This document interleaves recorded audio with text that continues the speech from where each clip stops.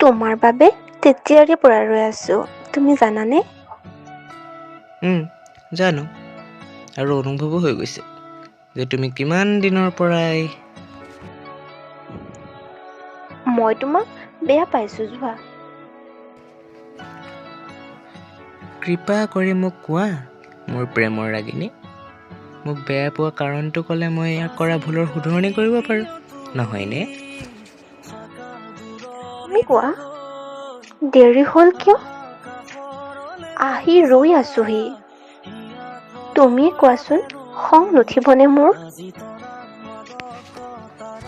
দয়া কৰি এই অনুৰণক ক্ষমা কৰি অলপ খংটো কমোৱা। তোমাৰ এটি মৰম লগা হাঁহিৰে সম্ভাষণ জনোৱা। মোক তোমাৰ ওচৰতে বহিব দিয়া। তোমাৰ মনৰ কথা শুনিবলৈ আৰু তোমাৰ কাষত থাকিবলৈতো মই সদায় আছো ন।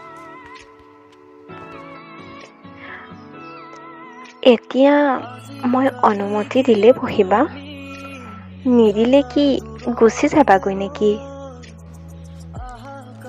তুমি অনুমতি নিদিলেও মই আঁতৰি নাযাওঁ, কাৰণ মই মোৰ বাবে আহিছোঁ, অৰ্থাৎ মই তোমাৰ মৰমৰ বাবে আহিছোঁ। নহ'লে মোৰ অনুমতিৰ বাবে ৰৈছা কিয়? অনুমতি লৈছোঁ, কাৰণ তোমাৰ মৰমৰ বাবে।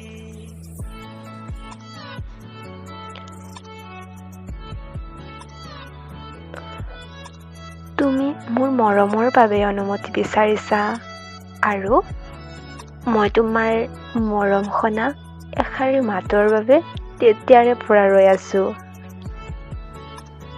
নিহাৰিকা, ঐ ফুলপাহলৈ চোৱা, ইমান ধুনীয়াকৈ ফুলি আছে। সেই ফুলপাহৰো আশা আছে, নহয়নে? আমাৰ সপোনবোৰো সেই ফুলপাহৰ দৰে ফুলি উঠিবনে? হাতে হাতে হাত ধৰি থাকা। সপোনবোৰ ফুলিব দিয়া। তুমি মোৰ ওপৰত বিশ্বাস ৰাখা। হাতে হাত ধৰি আশাবোৰ বুকুত বন্দী কৰি সপোন ফুলিবলৈ দিলোঁ সময়ৰ আখৰা।